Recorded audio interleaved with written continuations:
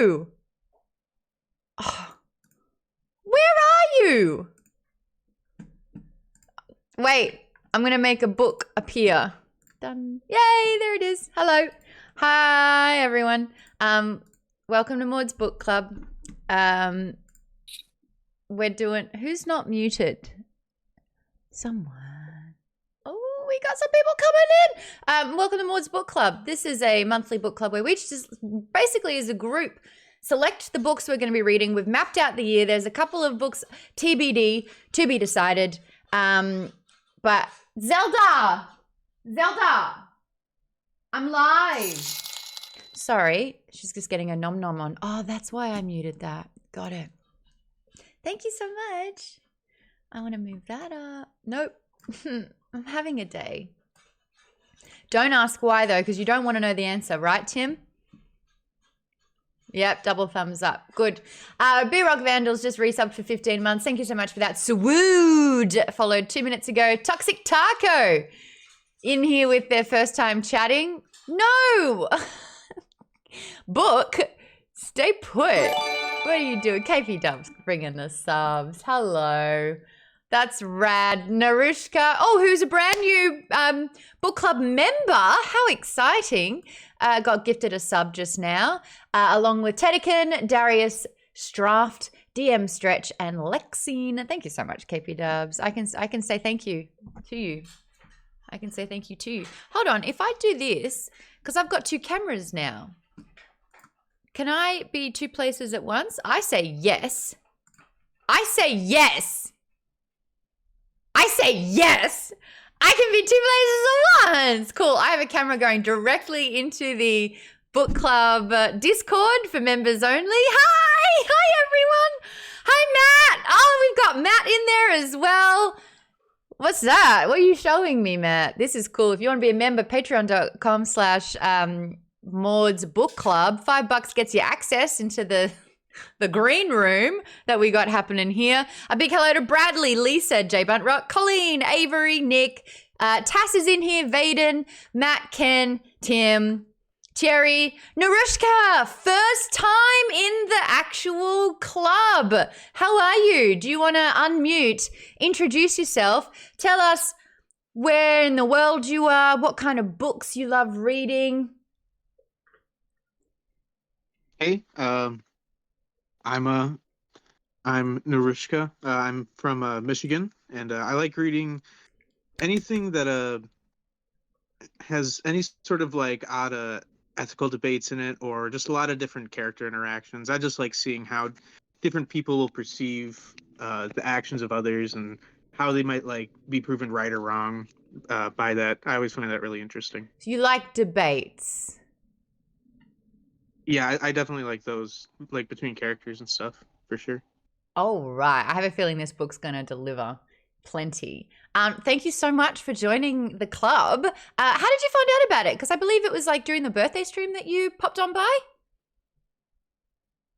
Yeah, I had just seen, I don't remember where I got the notification from, but I just seen that you were doing a birthday stream, and I hopped in there, and I used to watch videos from back in the Sourcehead Nerd days, and I decided to see what you were up to still, and I saw the book club, and I've been getting back into reading. Yay! Like during November, I blasted through 4 of the A Song of Ice and Fire books. Nice. And I was like, oh, it's so good, but I didn't have anything else on my roster that I really knew was like a good go-to. And so I saw this, and I was like, oh, well, this is a good opportunity to find some new books. Hell yes. So our slogan is let's read more books. And I do find that reading the same book with a community that all has unique perspectives is such an amazing and wonderful way to kind of discuss, to share, to learn, and to hold accountability so that Tim, you're on a call. I can see you now. Remember? I know you're muted, but like, what's so important? This is what happens when you've got your video on.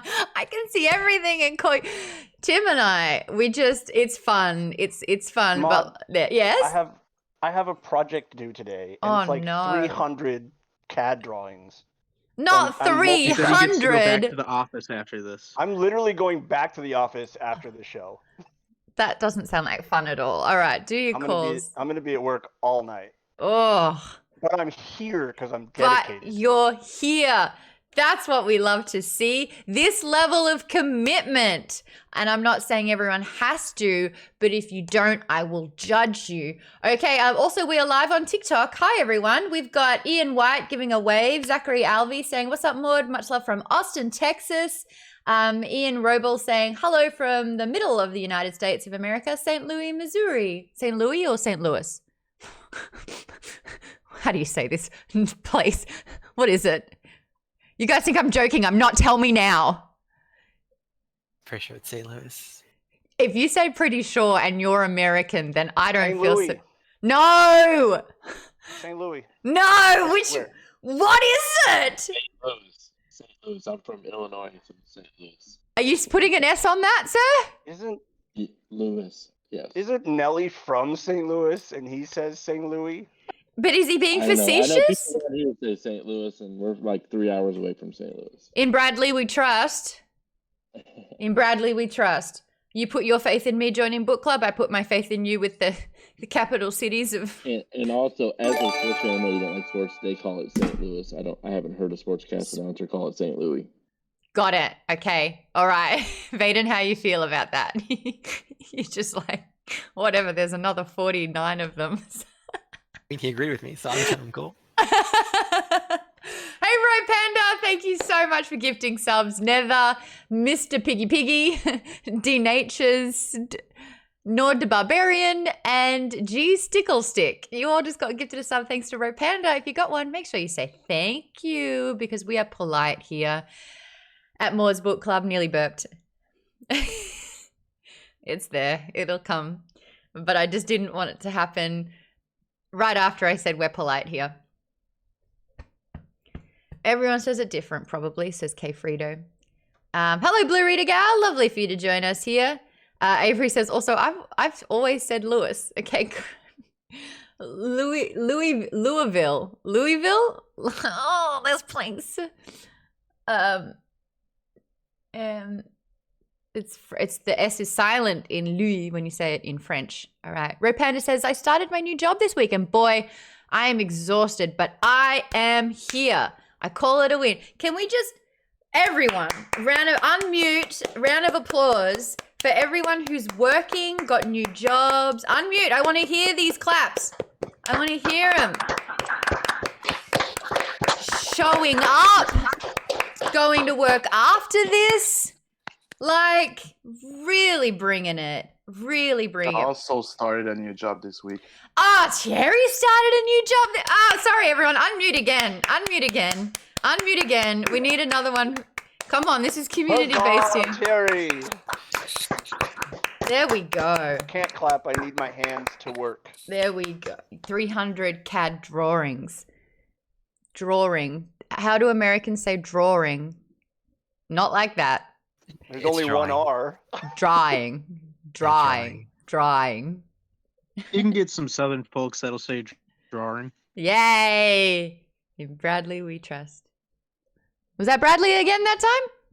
No, that was Narushka! Ooh. Yeah, that was me. Ooh, hi Narushka. Yes, I've got to learn voices. This is fun. This is good for me. She bakes sometimes, says clap, clap.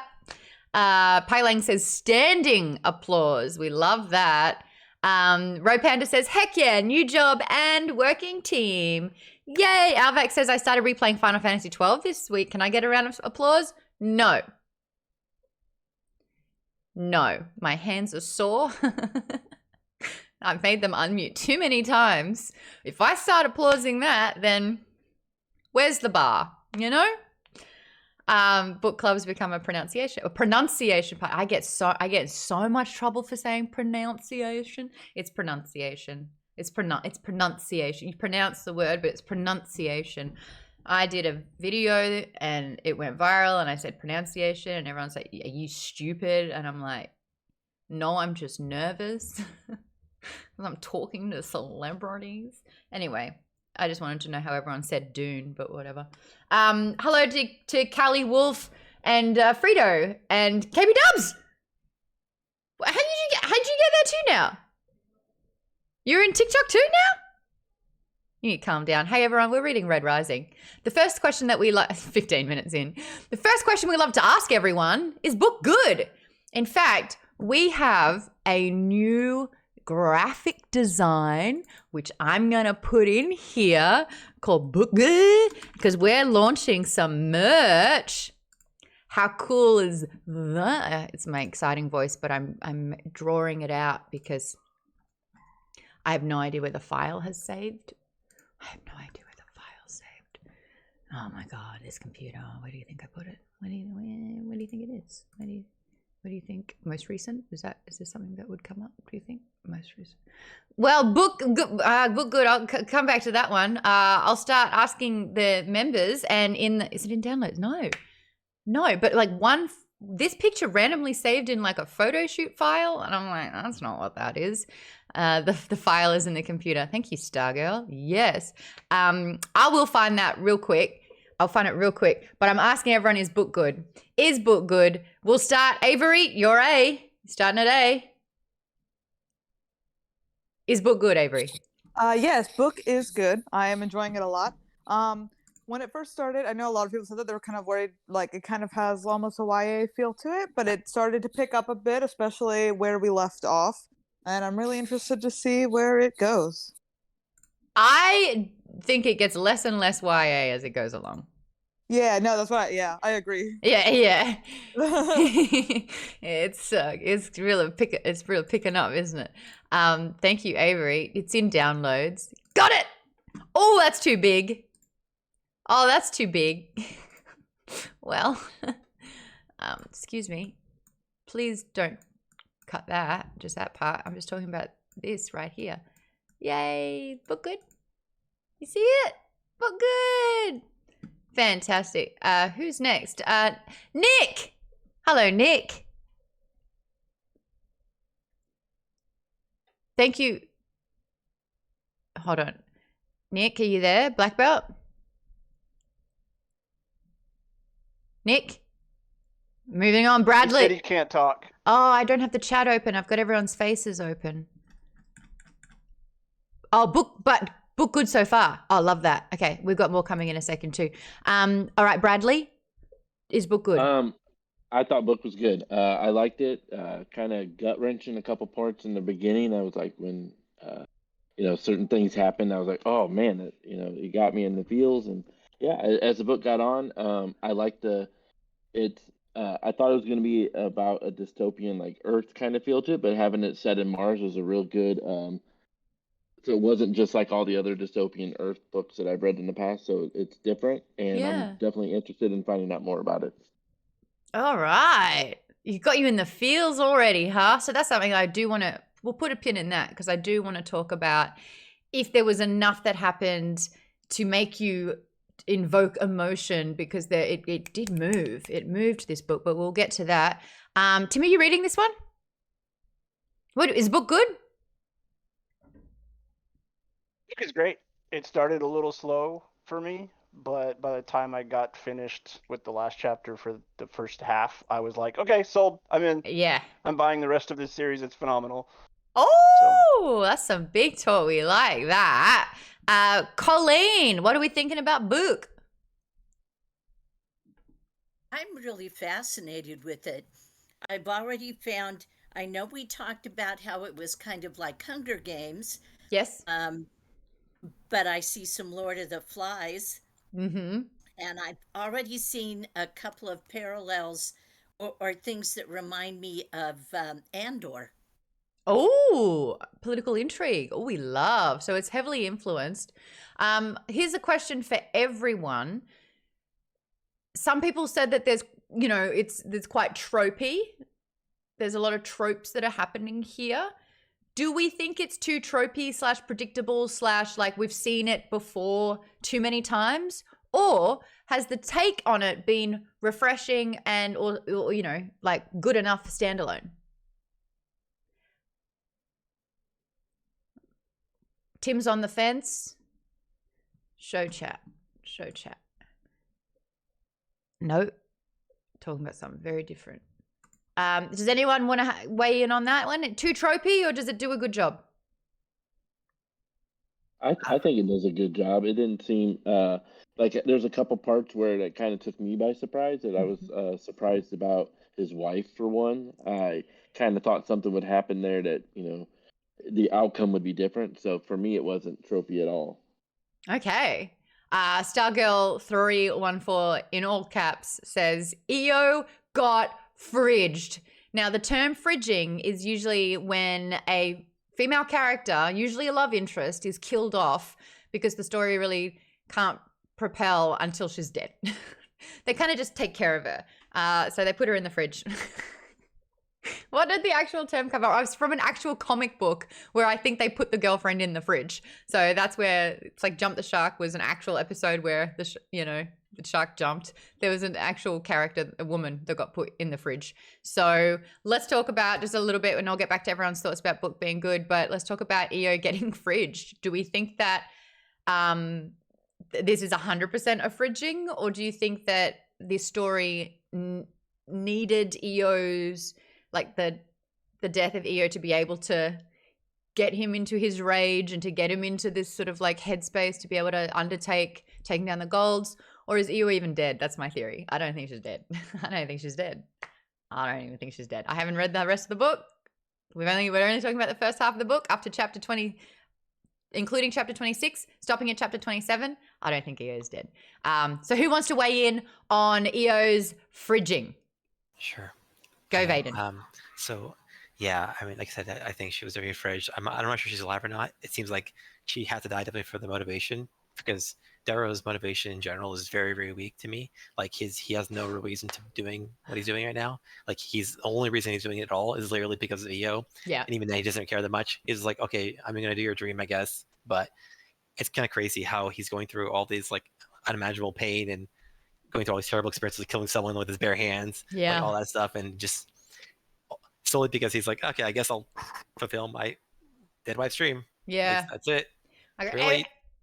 Everyone's saying that she's 100% dead. So I thought she could have been Mustang. Oh, what a twist. What a twist. That would have been awesome. Why is he so attracted to her immediately? It's because they're soulmates and this shit doesn't matter. But is this just me being a hapless romantic? Oh, God. Yes, Colleen? This is one of the comparisons I saw to Andor. Marva's last speech, when she used her funeral speech to kind of incite riot. And EO did something very similar. She planned it. It wasn't, I mean, I guess to some extent it was a fridging, but she did plan this. She knew what she was doing and used it as a call to arms. She was trying to incite not just Darrow, but her whole community. Yeah, you're exactly right. She needed it to be a catalyst. That's what a martyr is. It's like, it's going to take my life, but I need this message. I need this to incite, the light under people's butts to get going. And it did. It did with Darrow. Reading some of the comments here, Blommel says he was totally fine. This is Darrow, living his meager life. She felt that she had to fridge herself so that he could reach his potential. Vaden says, I'm not surprised she was killed even so early. Anytime a character is described as being loved by everyone, they are destined to die, or it's a lie. Well, I'm the opposite, Vaden. That is like cynicism into just like despair. Whereas I'm like, no, they're soulmates. She's not dead. They're going to be fighting this together. Oh, God. I must be protected. That's the Princess Bride in you. Yeah, I must be protected at all costs, it seems. KP Dub says, look, Maude is a teenage boy. He does not need much to be attracted to girls. Got it. Jimmy says, seeing as the story was going, it seems it was needed to move. Oh, it was needed to move on. As the story was going, it seems that it was needed to move on with the story. And that is the definition usually of a fridging as well. K. Frito said her death surprised me a lot, but she did. Chris says Green Lantern returns home from that to find that Major Force has killed his girlfriends and put her body in the refrigerator. That's where it came from, the Green Lantern comic.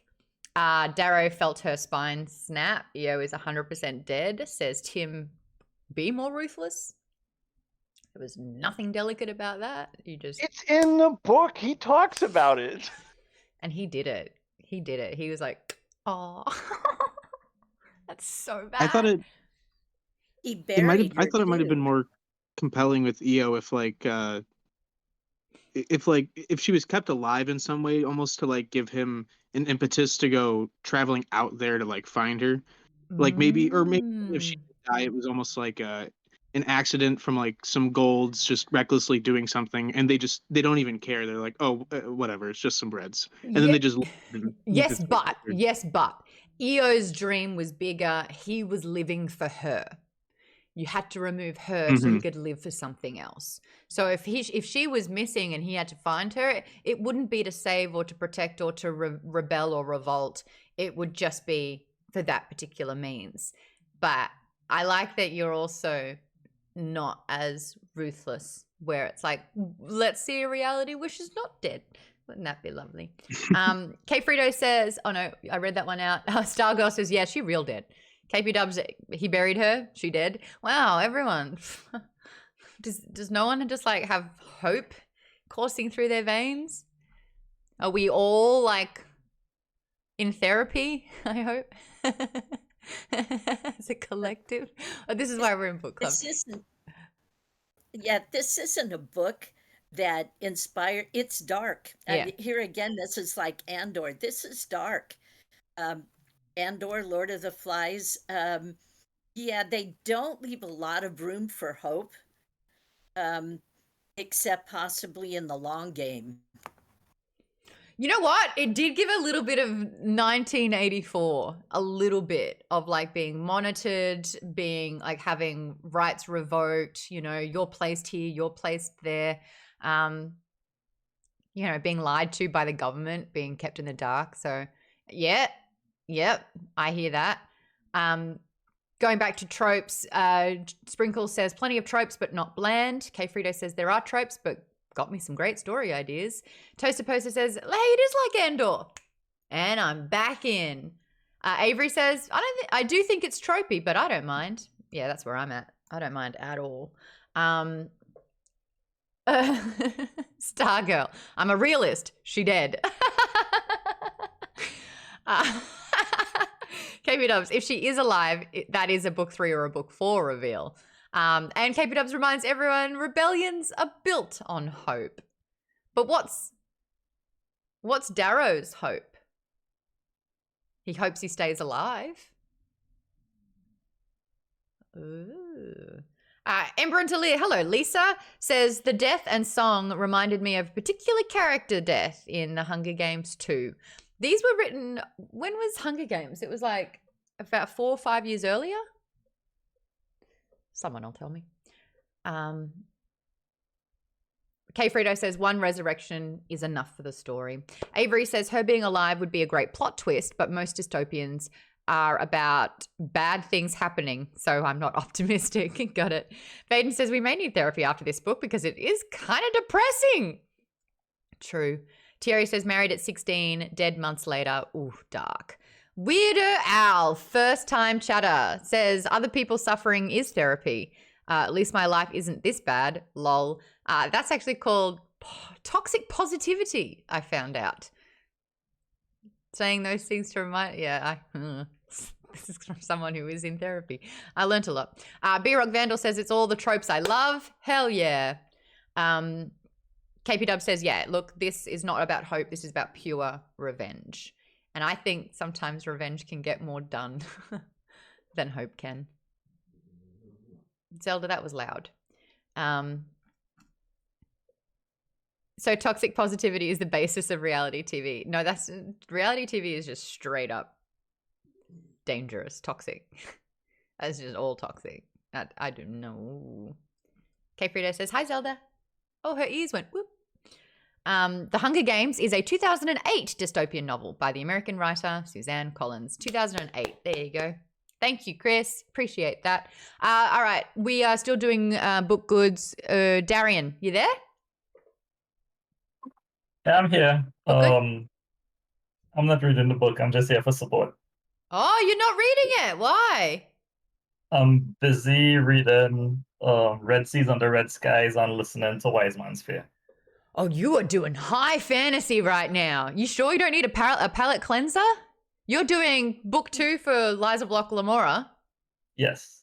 And book 2 of King Killer Chronicles. My re-listen of King Killer Chronicle. Oh. And Red Rising didn't... You know what that means. Just not the biggest sci-fi guy right now, so. Okay. No, I respect that. Yeah, You showed up. Oh, Darian showed up, everyone. Cuts a clap. Unmute. He showed up, but he didn't read the book. Where is it? I can't hear it. Lisa's Need my like, hands to work. So thanks for showing up, Darian. yay. That's it. We can always use the support. That's it. We've got some, I just want to shout out some TikTokers, by the way. Anthony, if you're still there, thank you so much for those flowers. I don't know what those flowers mean, but thank you. Cade, thanks for dropping by. Memo, hello there. Says, hi, Maude, you're fucking awesome. Okay, bye. Love it. Chase says, fantastic series. Chase, if you're still there, tell me why. Sly Geek says, Maude, oh my God, do you remember the coffee machine? What is that? Coffee machine? I don't know what you're talking about. Totes Not Tim says, ooh, more Garrett. I don't know what to do with that either. Thank you, everyone who's watching on TikTok. Next is Book Good. We've got Jay Buntrock. Hello. Hello. I had an injury, so I only got to page 120, but I'm loving what I read so far. What is 120 around? Where are we with 120? Just so Right when he passes the test and gets into school, I guess. Oh, yeah. Okay. All right. So the thing that's just happened before that. Oh, he's met Julian. Yeah. And he's just met Sevro. Yeah, okay. There's gonna be a spoiler. Just so you know. I'm okay with spoilers. Oh, okay. But my biggest impression is just it seems this book's kind of a direct statement on capitalism. The way he talks about the upper elites are squashing everyone beneath them. It's not even that thinly disguised. It's pretty obvious. So. Boop, boop. Yes, 100%. Yeah. It's like if you have privilege, if you have wealth, you can buy anything that you want. If you have money, you can change anything that you want. And we're going to make sure that the rich get richer and the poor get poorer. In fact, we're going to make sure that the poor don't have any rights at all and they don't know that there is anything outside of what we are telling them to do. So yes, 100% agree with that one. Ken, did you finish the book? Did I finish the book? Yeah. No, I read what I was assigned to read. Is that a lie? Nope. Is You that can see me on camera, straight face. I read chapters 1 through 26. I mean, I would never play poker with you, but you'd fleece me. You finished the book. Just say it. Just say it. Just confess. Where's the trust? I'm pretty. Who was it who finished? Someone in the chat was like, "Oh, whoops! I read." Oh, Terry. Guess who? You didn't even like try to be like, "Oh, whoopsie!" You were like, "I like it. I've read it. It's done. Next book." And I reread the part where we're supposed to do today. So I've read the first half, some parts 3 times, but everything twice. So I guess, okay, so sorry, Ken, you could be a really good liar. I'm not sure. You could be. You're not? Okay. Lisa, what are we thinking of this one? This is a little bit outside your genre of choice, but how are you finding it?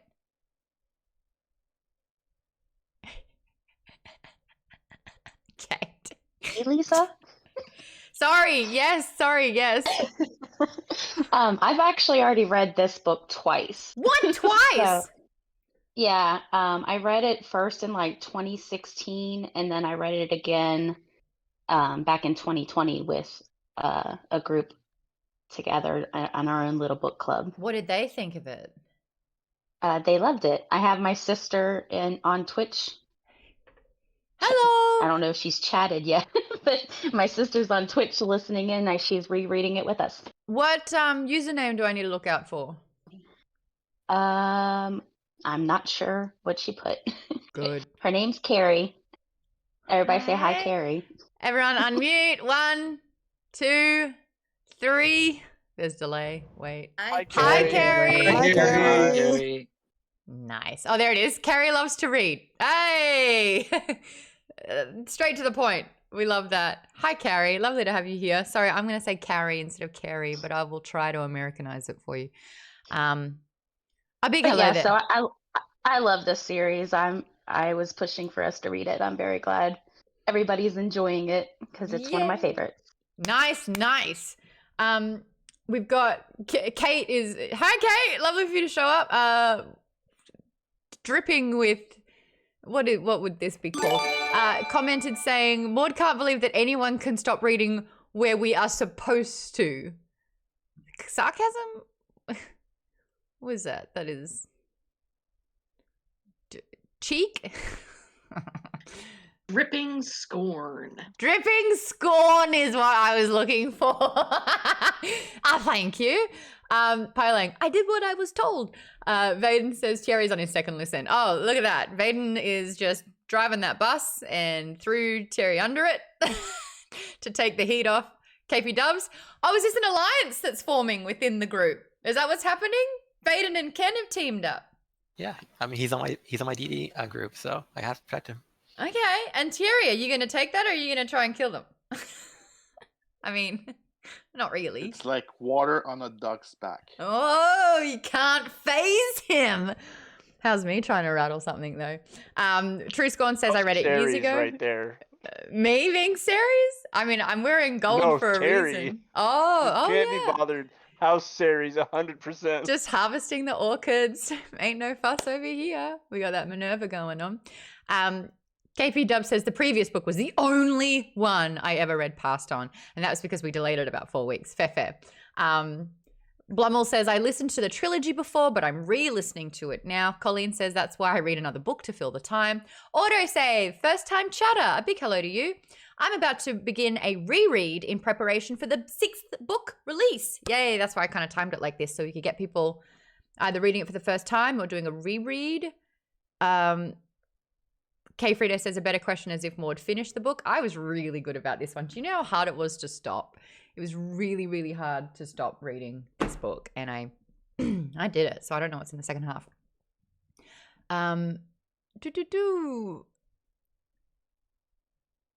Weirder Al says, for those who've read more, worth reading the next part of the story. I read the OG 3, but I haven't dove back in for later releases yet. So you're wondering if book 4 and 5 are any good. If anyone's read books 4 and 5, let Weirder Al know if it gets better. Lisa says, I've only read the first 3. I have been waiting for the last 2 books to come out to continue. KP Dub says, Maude is a total orate. How do you say that word? Orate. All right.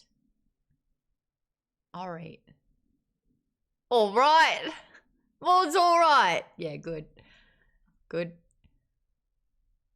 Joseph says, I kept reading because I was mad at a character and I wanted to see what happened. You're asking me how to say that? Don't you have the audiobook where they pronounce it? Yeah, but I've got it on 1.9. Dude doesn't have time to say the whole word. Oh, it must sound like I in the Kate, it's your turn. Book good?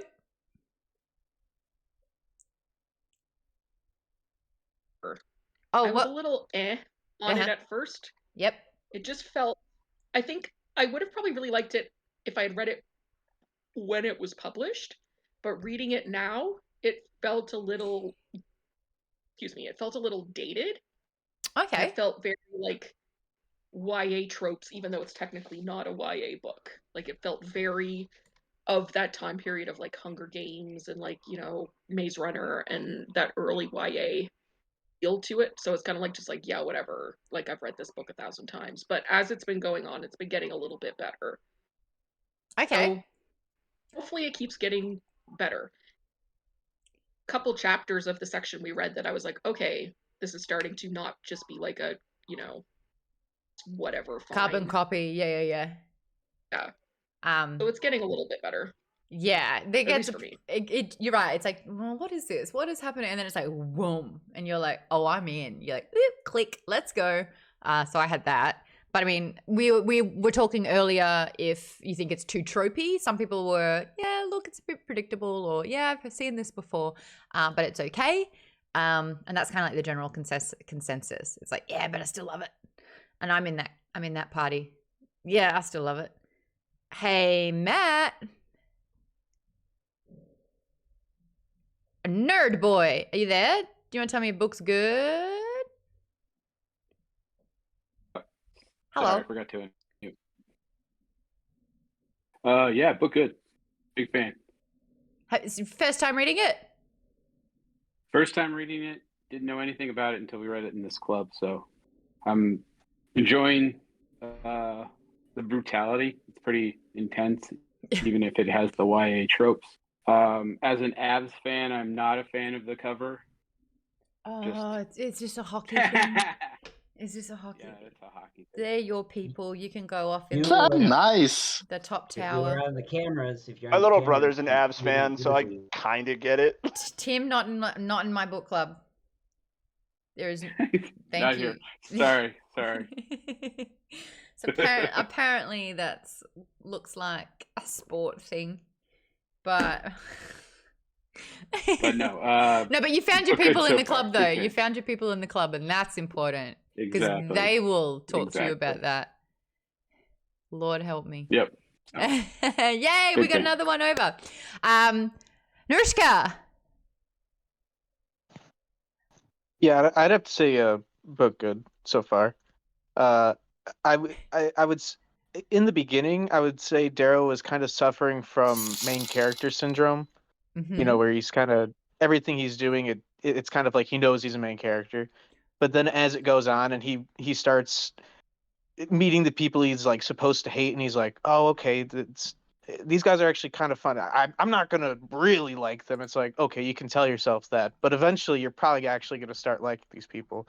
And like with Cassius talking about like his parents' opinion being like more progressive, I was like, compared to other people's, I was like, okay, I didn't see that coming. That's interesting, putting these different kind of dynamics and different opinions of people in different positions. That's kind of cool. I like where this is going. Yeah, cool. I really like that take too, of like having main character energy. That's a really good observation of like, yeah, they know the spotlight's on them, and like they jump a little taller, and things just kind of come to them a bit easy. Specifically, when he like reached out and grabbed Harmony's throat, I was like, okay, they would like cut his hand off. They don't. Who is this guy? Why is he so untouchable? Well, he can't die because he's main character. Right. He had some plot armor in that scene, and it was, you could see a little bit of it.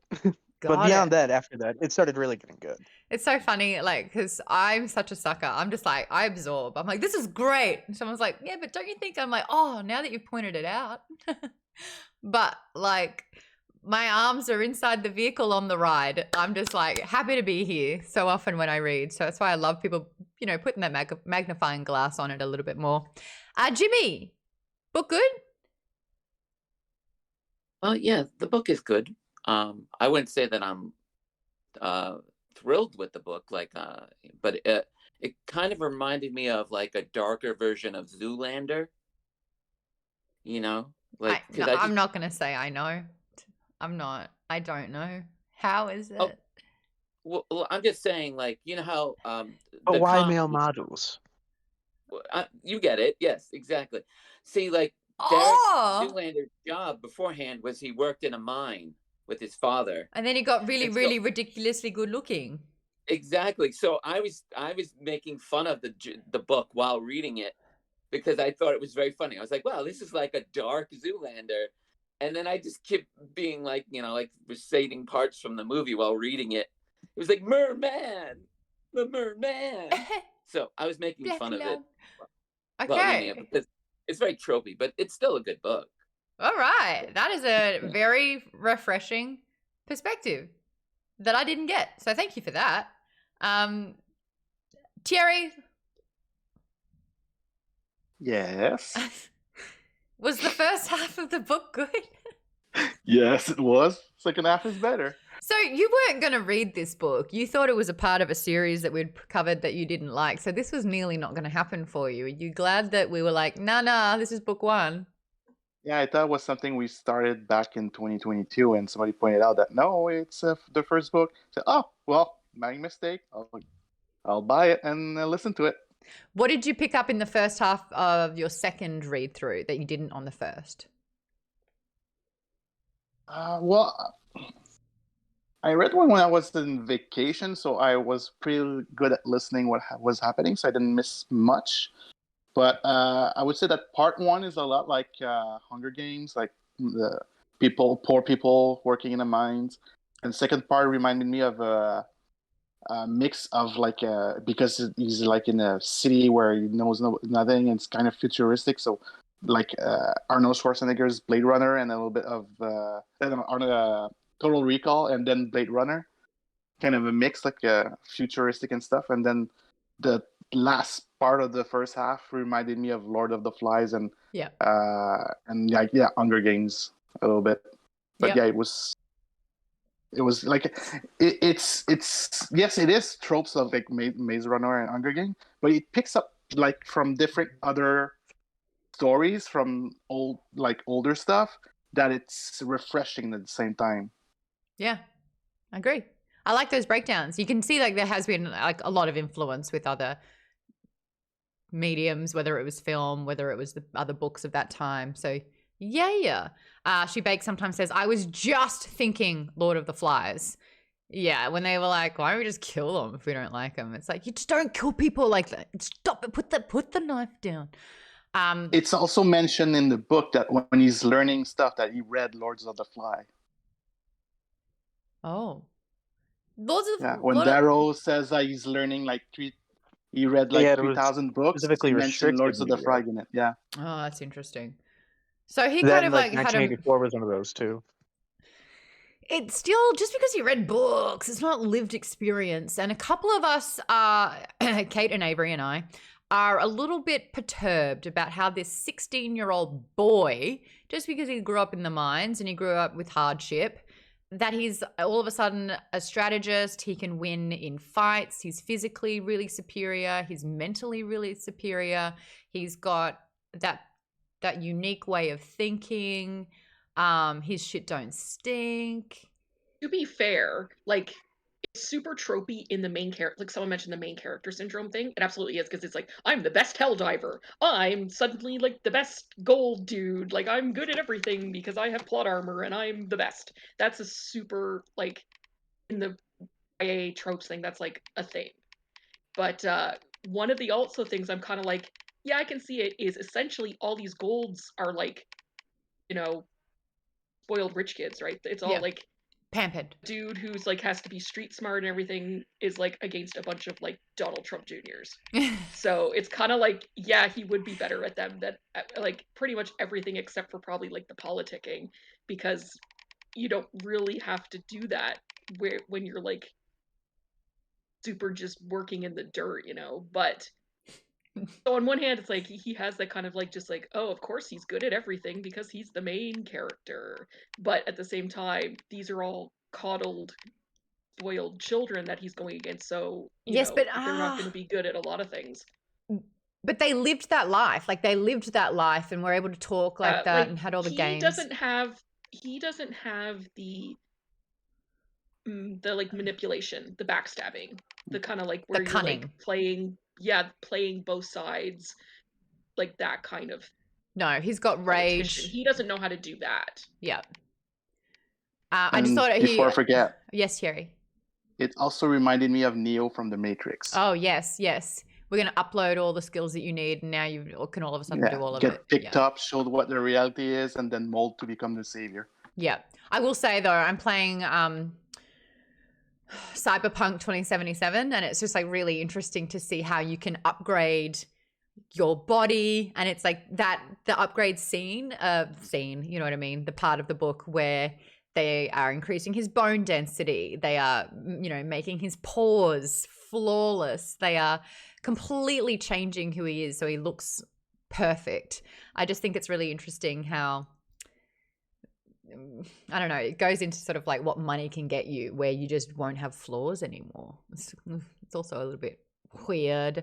I'm reading out some. To be Sorry, Maude. fair, I didn't mean to interrupt. I'll let you finish your thought. No, go, because I'm gonna. Well, I was gonna say, to be fair. Darrow being 16 or 17 years old, but he's probably more equivalent to being like 28 or 29 because I agree. The Reds, their lifespan is 30 something, right? 35, remember we all were just kind of like, Uncle Nero was well past his prime, or like, he was an old man at 35. And we're all reading this being like, oh. Yeah. So, when you're saying like he's 16, how is he this amazing person that's the best at anything? Well, but also he's closer to 28 in his prime of life. Because they would have started working him when he was 10 or 11. They're married at 14. Yeah. Yep. When you consider lifespan, he's actually in his prime. I just wanted to say that. That's all. No, I agree. I think the issue that I have is that he spent that entire time only knowing one tiny portion of not only other occupations, other cultures, but like other planets. He's like hundreds of years behind where the development has gone. So it's like he had to learn. Yes, he's really, really good at what he does, but that is a minuscule prick on everything else that exists. Like, dude didn't see a horse, and now he's like got to be pro at riding one. I don't know, but I do hear you on that. He's adapted from not knowing anything outside of what he did know. Really quickly, I'm going to go through some. Expand on that? Yes. Can I expand on that? Yes. They did have the videos that were shown all over the place, so he did know there was an outside world, another thing. He didn't experience. He didn't know a lot of details. The HC. Yes, it was propaganda. Yeah. Yes, it was propaganda. But oh, you just muted. I know it wouldn't be that far for him to be like, oh, this other world that I knew existed. It does exist, but it's different. So I can kind of see how he would be able to grow into that a little easier. Okay, I'll allow that. Avery makes a really good point here, though, which I really like, and that is it would have made more sense for him to be a mid-draft who rises up. But the fact that he's in top 10 and he's a top draft, like straight out the gate, maybe you're right. Like, let him keep figuring it out. Like, he's now in lived experience. He's starting to learn, and he's getting better and better because he knows what he has to do, and he needs to survive. Perfect example. Yes. That Maude is I just posted in the chat about how my favorite character is Sevro. Yeah, Goblin. He was the second to last pick, so he has that story where it's like he has to raise himself up from the ranks. Yes. Where it's like if Darrow had to do that, it would have seemed less like main character thing. Like if he hasn't really had any kind of fight in trying to change himself down to the very DNA. It's just like all the training that they put him through always seemed just like a fight montage in a Rocky movie. It was just like whatever. So if he had been a lower pick, like where he would have been like a whole scene where he was worried about not even getting picked after all of this stuff, that I feel like would have been more interesting. Okay. You think that was too much of a shortcut, main character syndrome? All right.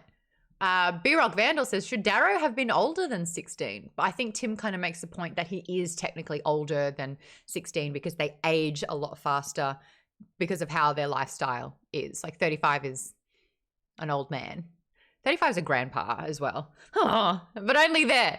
Blommel says the Golds really haven't lived a life where they weren't given most things. So they're just not used to hardship. Vaden says even the politicking, Darrow seems comparatively good. it doesn't make much sense to me that the gods would not train their kids from birth to become the best. Instead, they just wait until they're teenagers and throw them into the gold chipper. Nice.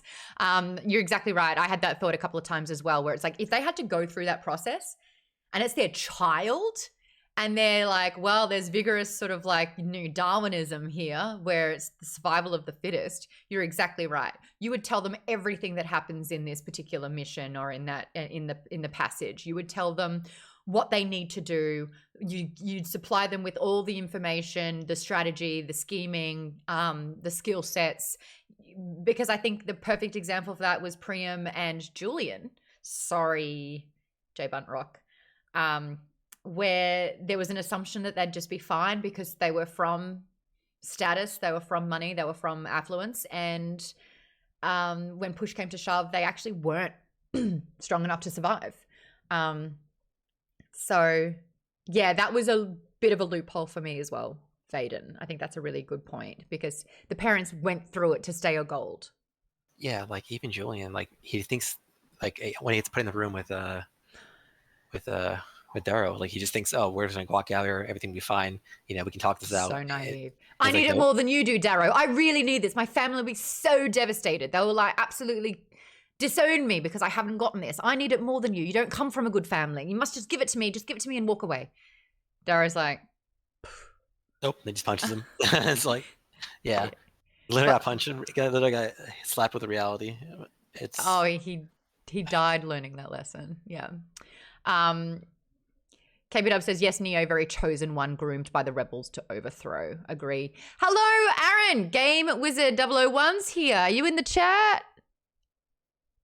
Yes, you are. Hello.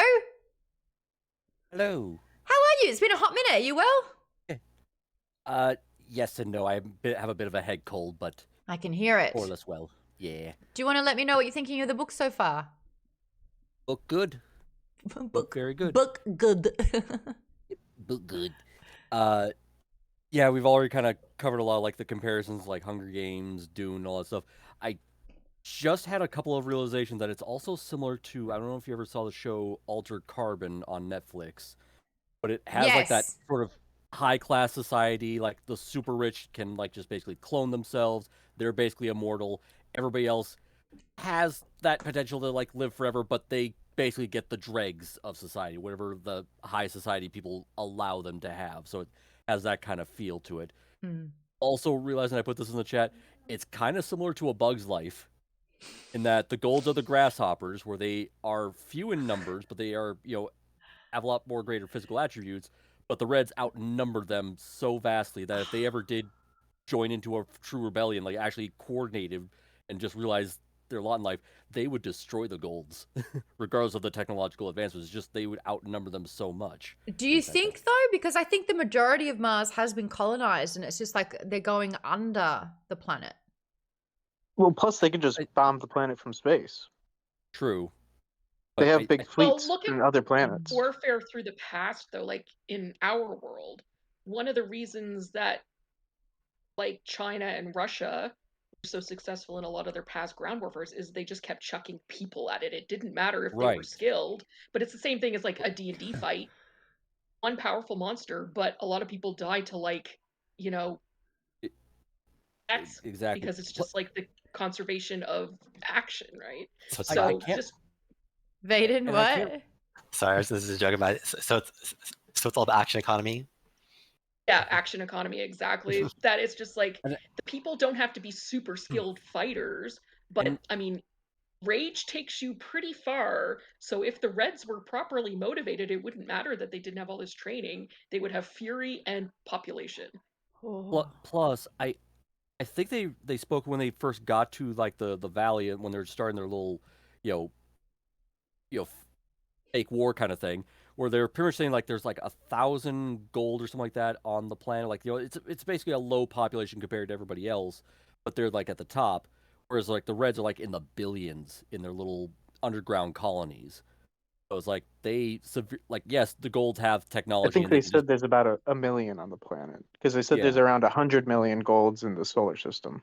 Yes. Right. So which is why they were so happy to kind of go through this culling process, because there's so many of us that will just, you know, if you're too weak, then bye. Exactly. So I still think if the Reds ever found a way to coordinate, they would just decimate the Golds. You also had a comment. Eugenics on the part of the Golds. 100%. Yeah, Oh, it yeah. is. They They are even absolutely said Oh yeah, I that. mean, eugenic. eugenics is like their bread and butter in the society. Yeah. It's literally divided by color from who you're born from. Yeah. It's color coded. Yeah. Aaron, you had a comment about Sevro as well. Now, apologies, my brain will look at read servo every single time, and of course, as we all know, in Australia, a servo is a gas station. So this dude, he's a gas station to me. So Aaron, what are your Sevro thoughts? So, as far as like the hierarchy goes, like when you're talking about like the people were like mid drafts, high drafts, and all that stuff, and Sevro is like the low draft. As far as like the whole hierarchy goes, he's in a far better position compared to everybody else. Whereas like he has nowhere to go but up. He's already showing he's far more capable than everybody else. I just think the reason he was picked last is just because of his attitude problem. But he's clearly a severely capable person, able to just survive on his own, manage to steal horses and the standard from their own castle to make sure it doesn't get taken during that whole heist moment. Whereas like Darrow and Cassius and all them, they have to like prove every single time that they deserve to be picked where they did. So, as far as like who would be the best person to lead them, Sevro is probably the better option in the long run. I don't think he'll do that for the story, but that's just my opinion. I like that. Kate, how do you think that Sevro's fight went for their first passage test? Probably was like barely human, because the Golds are very like, I'm gonna like, they're all into dueling, so it's all very like elegant and trained fighting, where they're all Carve learning. McGraw, They don't know whatever how it's to. called. They don't know how to street fight. Like Darrow beat the shit out of Julian because it's like he fought more like, like grappling him and stuff. But I think Sevro probably was just like fighting so dirty, and anyone who had trained as a classical fighter would not know how to deal with that at all. So he probably like ripped him apart like water going into a clamshell. Yeah, you're right. His chaotic unpredictability, but like thirst for survival, like whatever it takes. Sevro is a whatever it takes. Golds have never been like, because one of the things about the Reds and the lowers is, well, there may be some hardships and it's like you're throwing them into the gold shipper. These Golds have never been desperate. So like, yes, Sevro is desperate because he knows he's at the bottom of the barrel and no one is like thinking he can do anything, and if he doesn't get out of here he's gonna die. But we don't know what color he was born. Like, is he a gold? Like, is just a low gold? I don't remember. I think they're all in that gold. Yeah, you'd have to be gold. Yeah, I don't think you can upgrade from a bronze to be Yeah. a gold. I think whatever you are, that's what you are. You either So are low yeah, but or he's high. just like, he knows it, like, he obviously is a bit more savage than the typical golds. So I don't think whoever he was against would have been able to handle it. Read ahead, but I'm guessing that it was probably Priam. I don't know though. I'm like, because I didn't read ahead. You didn't? That's a guess? Okay, Tim, because, like, Tim, stop doing obviously- that. Don't make hints. I don't know. Who killed... You think it was Priam? Well, because it's like... Who killed...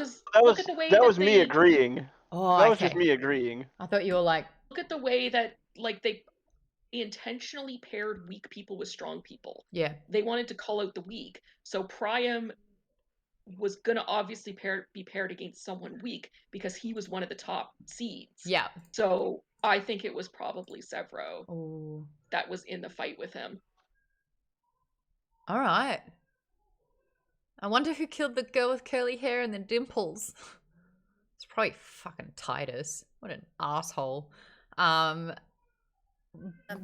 Yes, Colleen. Kind of going along with what you're saying about the grappling and the fights and all. The shock when Cassius felt like he was just going to go in and have a conversation with Titus. And when he was beaten and humiliated, it was like, but I'm from a good family.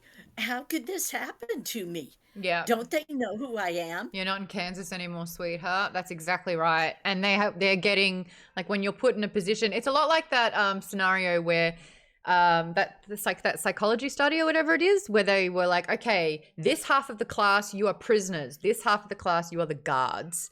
And you set that dynamic and you kind of let it play out. And the people that were given power abused that power. And they basically made themselves dominant over the people that were supposed to be less than them, but they went in equal. And this is very much how this is playing out. They're like, you know what? No rules. Try not to kill. We've got medbots on standby, but do your things. We'll drop things, we'll put things around in the grounds, but, just conquer. Do what you got to do. And that means different things to different people. And I know that as soon as the fractures started happening within their group, where they couldn't choose a leader quickly and they had different points of view, and Antonia wanted to be more manipulative and Titus wanted to use brute strength, and then Cassius and Darrow somehow kind of partnered up and there was that divide. I was like, if you're trying to conquer, you cannot divide your own clan.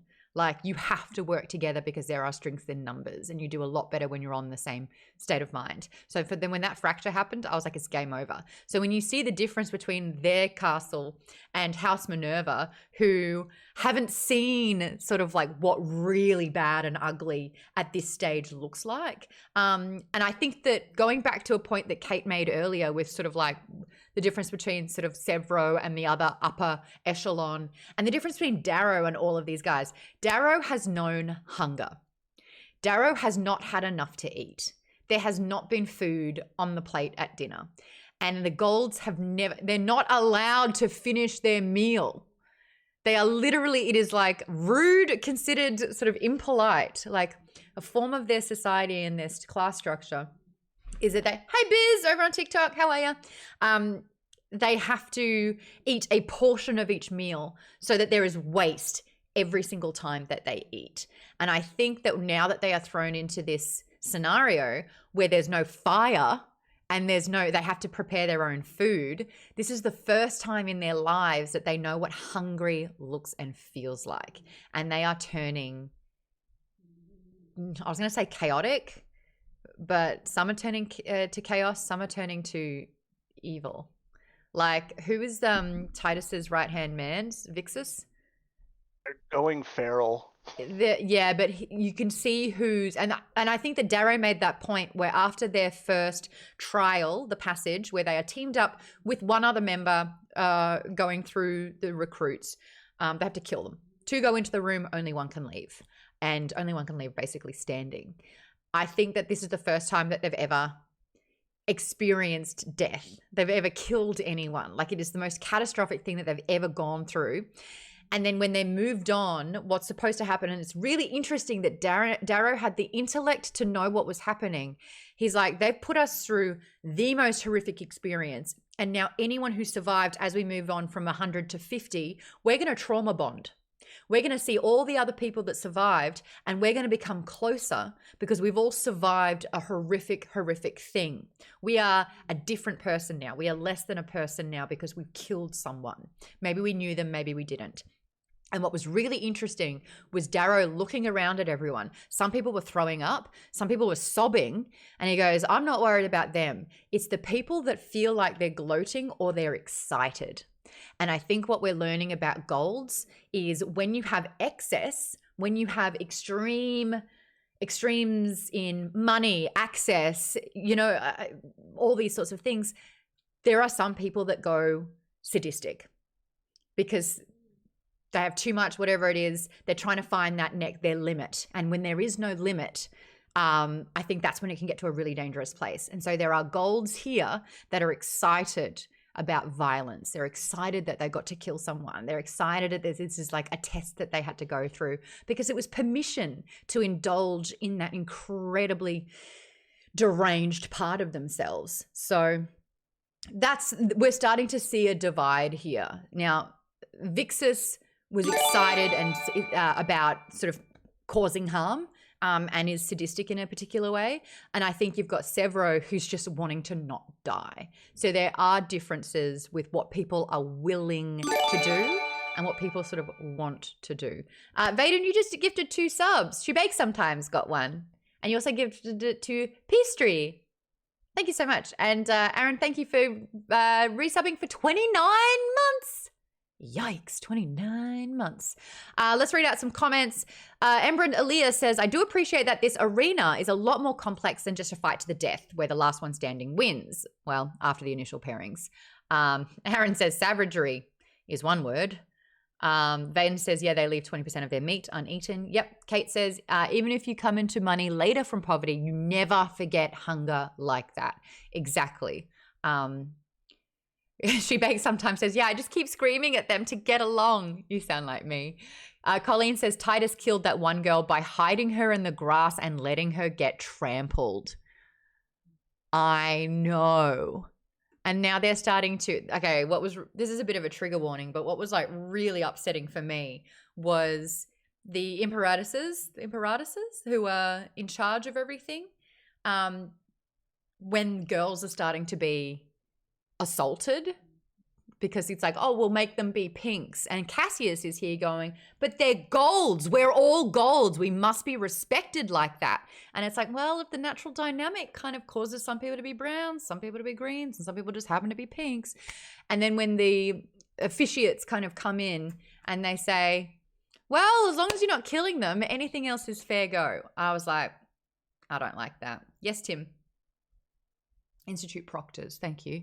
I was gonna say I think Colleen made a comment about that. Somebody did on Fable, and I was like, it's interesting to think about the passage, and Fitch called it the culling, where they show their disregard for human life, where they're like, 2 people, one of you will leave this room, and then they put them out in the Institute, and this is really just more of the culling.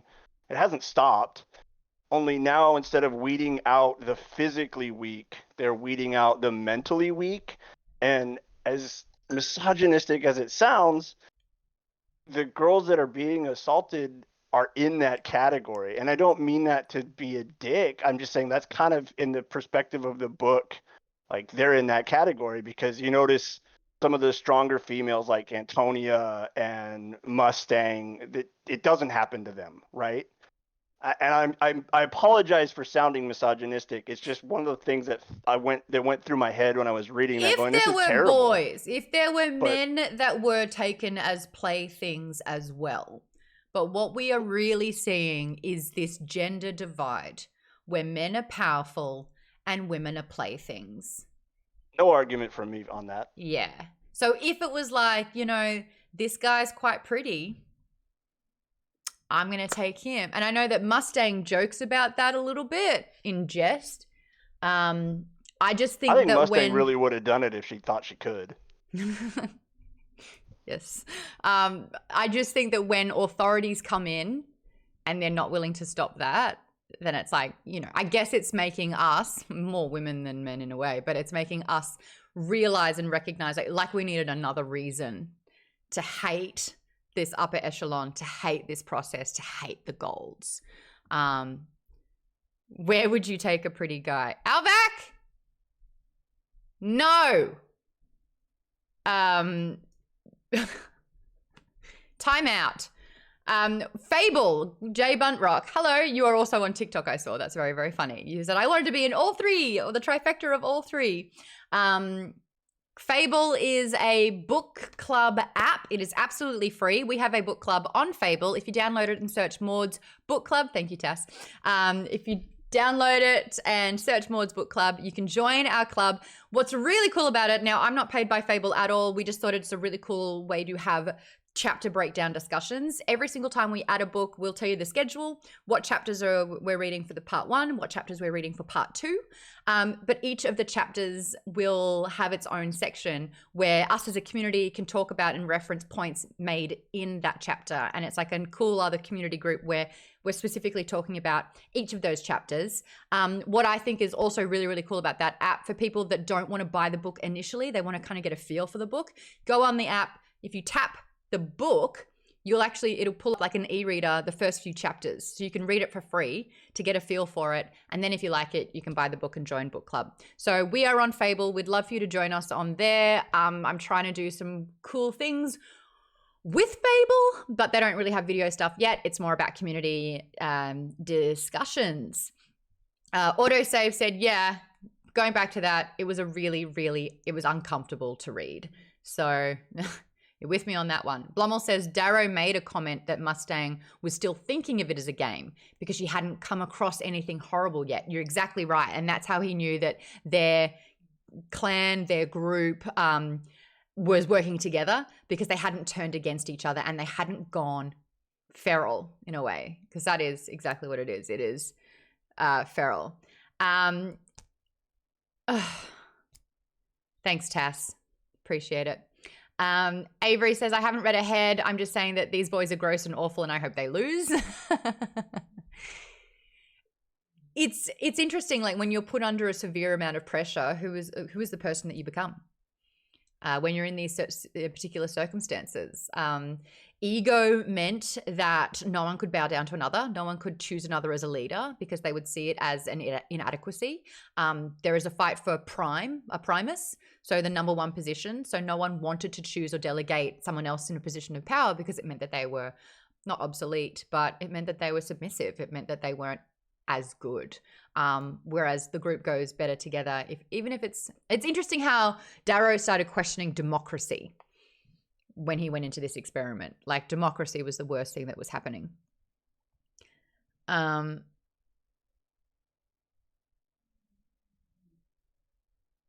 Girl said Minerva had all the amenities, including a cook. They had it together. Like, they were eating well.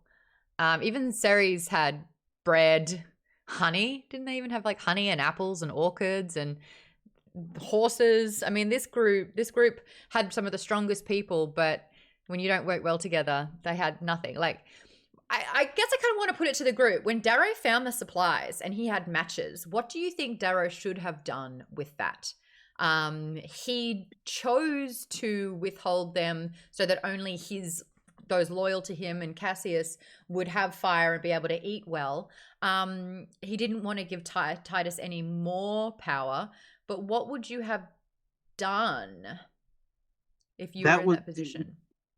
Those supplies that he found would have been such amazing leverage to try and, like, you don't have to get Titus on your side or even like his closest guy.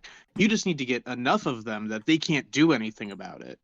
So if you can say, first, hide your supplies. Second, tell them, look, do you guys want to be warm and eat food? Yeah. Well, I can help you with that. And if anything happens to me, you can't get it. I think you could have negotiated more, but, you know. Does anyone else have something they would do? I was just going to go off this point. Yeah, like basically uses resources to get people, because even the people on Titus' team don't like him at all. Like, they talk about how much they hate him, basically, and they just kind of do what he wants, only the very bare minimum. So if you could convince them using the resources, food or whatever, to join him, I think he could have done that. I think the oversight was, go Kate. The people who joined Titus towards the end, like, he was grabbing people. Obviously, he would have still had his, like, evil cronies. They would have joined no matter what. But people became desperate, so were easily swayed by Titus's, like, we take by might. And if Darrow had kind of joined them all together in the first place instead of being sneaky, they would, like, Titus would have lost that power. He would have always gained the cruel people because, like, that's just the way it, like, but they would have just remained like 2 or 3 lying outcast. They would have been ostracized from the rest of the group for being like psychopaths.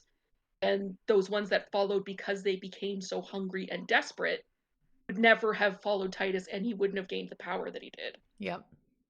Ken, you made a really great point. why Darrow decided to choose the way he did?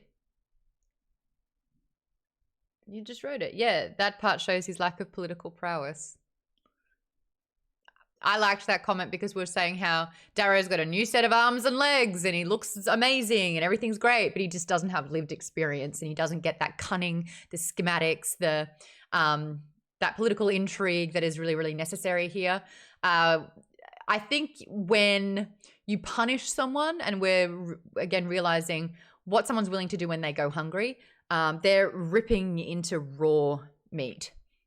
They're eating raw fish. Like when you're in that position, you just look for results and you'll follow anyone who can get them. And Titus is using blunt force, but he's yielding results. And I think you're right. If Darrow came in and he's like, hey, I found a supply pack. This is what's in it. I have brought you fire. Now can I lead you? Let's eat cooked meat. Let's live like kings. Like, I've got this.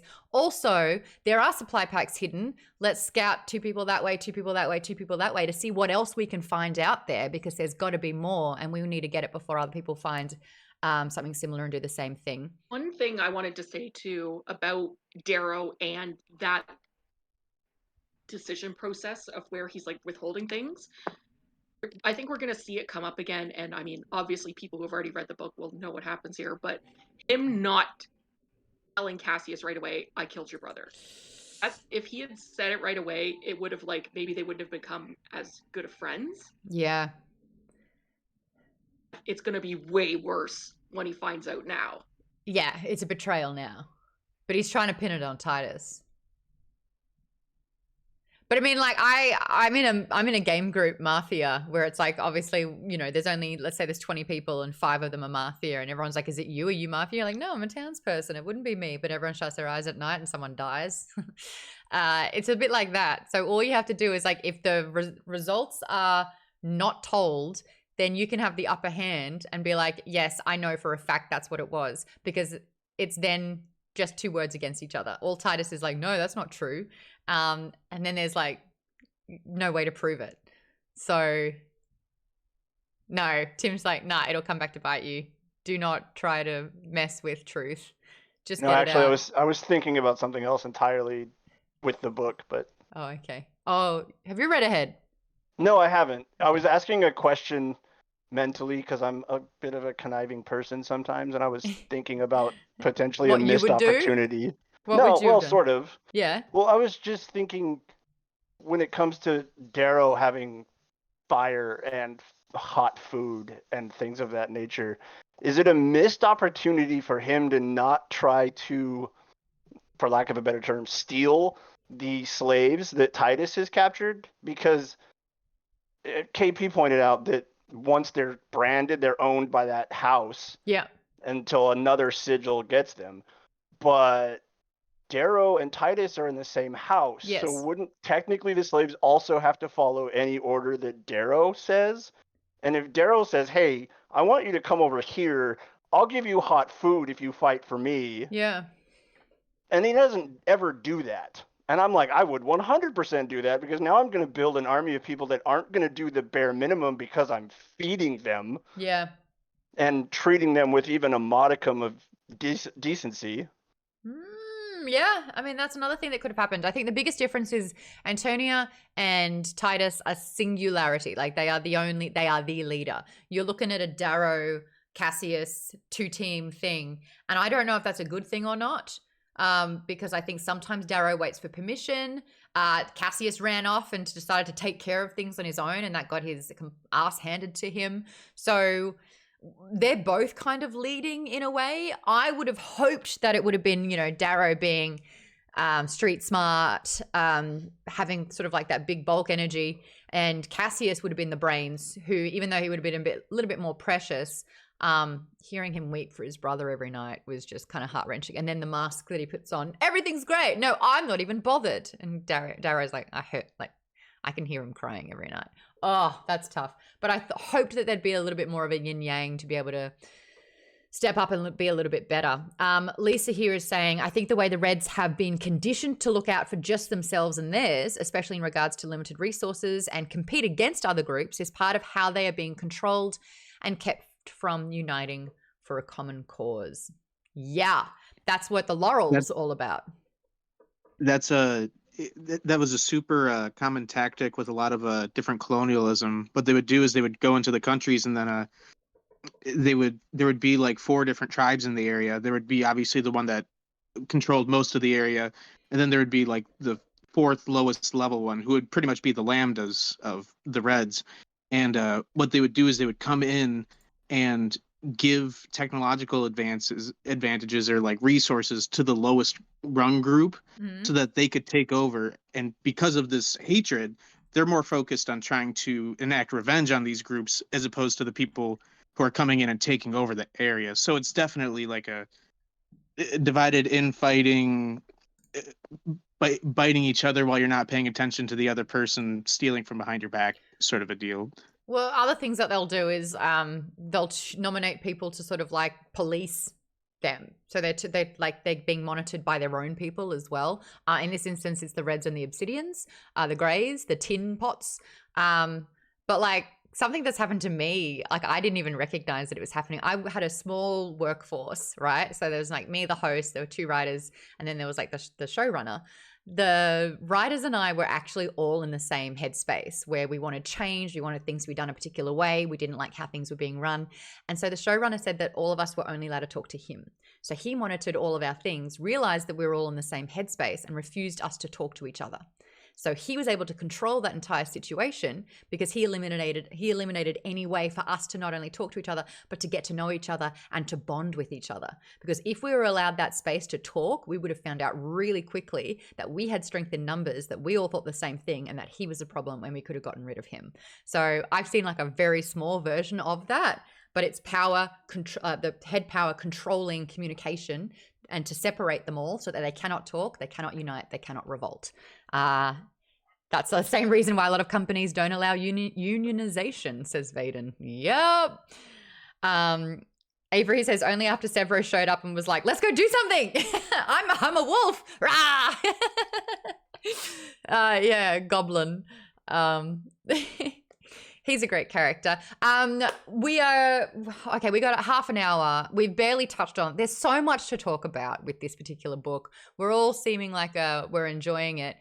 Do we want to talk about some of the themes? Do we want to talk about these characters? Do we want to talk about the house breakdown? Do we want to talk about how the class system? What are some of the things? There's like a lot to get stuck into. What do we want to do?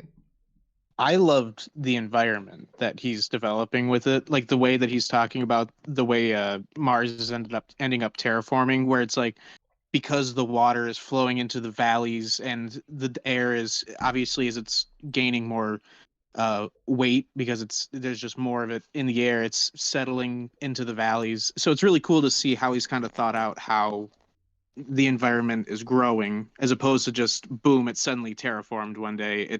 There's no issues. There's no progress. Oh, the fact that there's so much more happening. Yeah. And he's introducing a fleet system. So it's even things that are like outside of Mars. He's saying that moons have been colonized. This is so much bigger than we initially thought. What is it specifically about like the world building that you are excited about? Mostly how it's mostly how it's in development.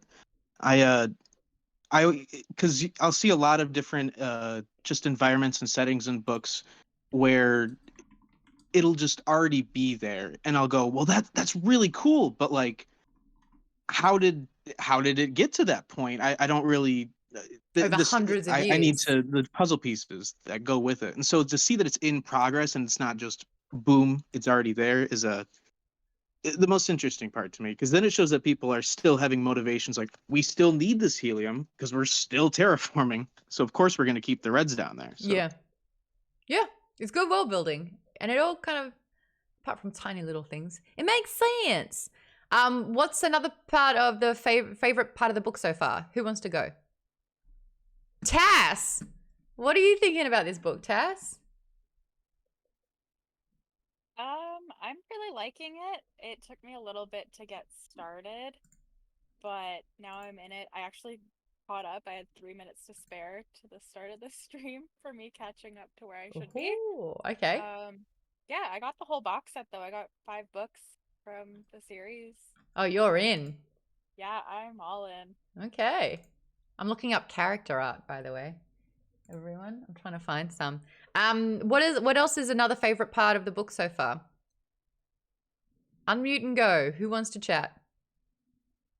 I like how nuanced some of the characters are, because like it would be so easy for all of the golds to just be awful, but some of them aren't. Like we were talking about Sevro, like how he's in like a survival mode, and even like Cassius, who like acts all like, oh, I'm from a great background, all this stuff, like I'm important. Still, like him crying every night and everything. Like we see that this is hard on him too, and even Darrow's starting to like care about some of them. So I think it's really interesting to show that like even though this is like as a society they're really terrible, a lot of these kids aren't necessarily aware that what's going on is wrong because they haven't been exposed to it either. Yeah. Aaron. Kind of like the humanization of your enemies kind of trope. Oh, yeah. Where it's like you're supposed to infiltrate and you're supposed to take them down, and then you're like, they're not so bad. Because Darrow's whole like anger and rage is just fueled at that one governor who basically sentenced EO to death. So of course he condemns all golds because he's the representation of that society. So of course he'd be angry at all of them. But then, you know, he's a person. He's hanging around with these people, and of course he's getting to know them. So of course he's going to care for them and sympathize with them in the moment. Yeah. So I also think, I mean, it's always really important when you're like, all golds are bad. We are shown time and time again how there are a lot of issues and that the golds are quite awful. But, you know, there are also going to be people that are not cut out to be cutthroat and ruthless, and, you know, they do have heart or they do have shades of grey. But, you know, talking about the fact that the proctors are just like, no, we see no problem with this, you know, these sorts of activities happening. No, it's all fine. Just try not to kill them. And they're just not being, like, morally, it's really quite negligent, I guess. Negligent of morals. Colleen. Yeah, they kind of. Oh, no, sorry. They kind of see the kids as like they're shaping tools to be useful. So it's like the weak tools are discarded. The strong ones are the ones surviving. And you're like, oh, they're still people. But I guess when you're overpopulated and there's 100 million golds, they start seeing them as not people, but yeah, numbers, faceless, disposable. Blumel says, Roke doesn't seem that bad either. He's a poet, not a butcher. And he made it. But I mean, he's got blood on his hands. He got to this round, right? I was thinking something similar to that about how the ones that we're seeing right now, what they're doing is they are preparing the elite. They're preparing the ones that will be the ruthless rulers. Mm-hmm. So, yeah, maybe golds as people are okay individually, but the way the society is set up, it's set up to reward cruelty. Yeah. The way to succeed is to be completely ruthless. And they're fed so much propaganda too, the way they talk about reds. Yeah. And not knowing, of course, that Darrow's a red. They have no idea what reds really are like. They think they're stupid. They think that they're incapable. Mm-hmm. And Darrow's right there to show that's not true. Yeah, he's one of them. He's on their level. And all it took was, it's not heart or soul. It's just materialistic sort of external changes. But that grueling process to go through it, like, we really are, like, as technology advances, as, you know, looks and beauty will always hold a subconscious bias, whether you don't mean to or you put attention on it. But it's just like trying to be perfect it's so interesting, sort of like a futuristic take on that. It's like bones are too brittle, bones break, so we must make bones stronger. And it's like, nope, we're going to change your eyes out so that your eyes can have like, you know, more information and you can get upgrades. And it's just really interesting to see what people will do when it's all at their disposal. And it's still interesting to see like people like Antonia,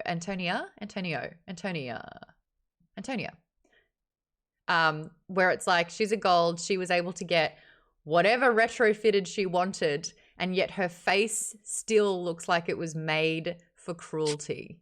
I thought that was interesting. Yes, Jimmy. Oh, I just wanted to say something. Like, you know, with this conversation and this topic that we're having at this exact moment, that kind of reminds me of the fact that the term hate or the actual actions of hate are not inherent in human beings. They are a learned behavior. You know, like no one initially hates somebody. You don't see a baby walking around going like, "Oh my God, I hate this person." You've never seen a baby do that. You will It's see a learned behavior. you will actually find a lot of sort of those behaviors. So like racism, that's learnt behavior, that's taught. Exactly. All those sorts of things. You know, there's a study, the only one thing that humans, when they're young, like as a toddler, the one thing that they weren't demonstrated, but they just figured out, like humans, default, are capable of lying. That is something that toddlers, or that is something that babies will literally figure out. Did you do this? No? Of course, yeah. So it's like, and I guess that comes down from survival. I know I'll get punished. I did something wrong. I don't want them to know I did something wrong. Therefore, I will lie to protect myself. But lying is not taught. That is something that is inherently in us. So I thought that was really interesting. Yeah. Of course. When I was a child, I remember, like, when I would do something wrong, I knew that if my parents found out, that I was going to get severely beaten, right? Yeah. So I would automatically know what to say to my parents To not have that happen. Yeah. Yeah, exactly. So I totally get that it's a, you know, the child will learn as a survival technique how to avoid the situation. And that actually comes back to the book again, where it's Yeah, like exactly. they don't want to die. They're getting killed. They've seen that death is actually an option, and that they could not make it. So it's like some people are so focused on being number one, and the rest of them are just focused on not dying, like doing whatever it takes. And it's just so, I don't know, it's just so fascinating to see House Mars just break from the inside, knowing what's at stake. It's just like, just suck it up for 2 seconds. Like there's bigger things out there. You're one of, 12 different houses? It's so funny. I just think ego is quite the thing, isn't it? When you put a prize on something, it's like, do you want the prize or do you want to live? Yeah. So the breakdown of colors, I've got it here. There are high colors, mid colors, and low colors. The high colors are golds. They are the rulers of society. You've got silvers. They are the financiers and the businessmen and women. The whites are your clergy and judges. The coppers are administrators, lawyers, and bureaucrats. Basically like your white collar. Mid-colors, you've got blues, the bridge crew of starships and pilots. Yellows are doctors and researchers. Greens are programmers and technicians. Violets are artisans and other creatives. Oh, I'd be a violet. Oranges are mechanics and engineers. Tim, you'd be orange. I'd be a violet. You're orange.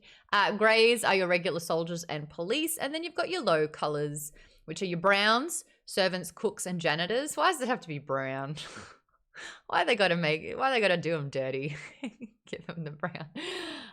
You've got obsidians, who are your elite soldiers and bodyguards. So that's quite interesting that greys are regular soldiers and police. I guess they're your enforcers. But then obsidians are like elite soldiers and bodyguards. You've got your pinks, who are pleasure slaves and social functionaries, and reds, manual laborers and miners. What class, what color would everyone be? Who's a gold? Would anyone here be a gold? What about silver? Financiers and businessmen and women? We got any clergies or judges in here? What would you be, Matt? I'd be a financier. Yeah? Yeah. Silver! Oh, Yep. we got a silver up in here. Matt, you're like the best of the bunch, according to this chart. You're a higher color. Oh. Okay. Ooh. We've got coppers, administrators, lawyers, and bureaucrats. Any lawyers in the house? Administrators? Bureaucrats? Who's like, oh, I'm a bureaucrat? Oh, thanks, Merv.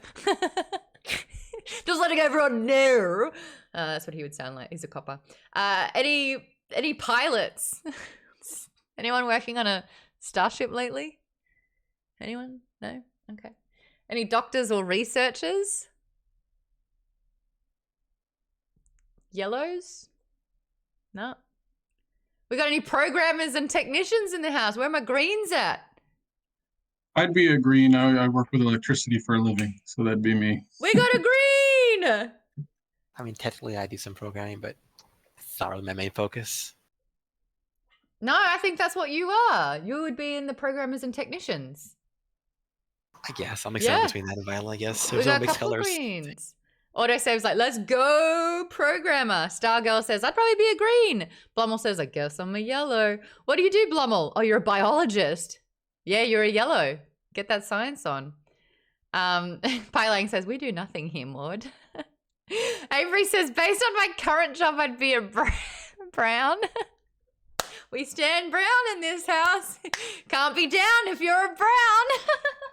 No. Sorry, I'm championing you now.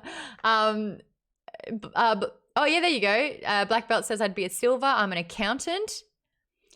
Chris said, what would a failed writer be? You're a violet. Embrant Aaliyah says, I'm green with a dash of violet, I guess, as primarily a web developer / designer. Oh, yeah, you're a bit of both. Oh, la la. KP Dubs, what color were shopkeepers? That would be... That's a really good question. What would that be? I don't know, dude. They just weren't thinking of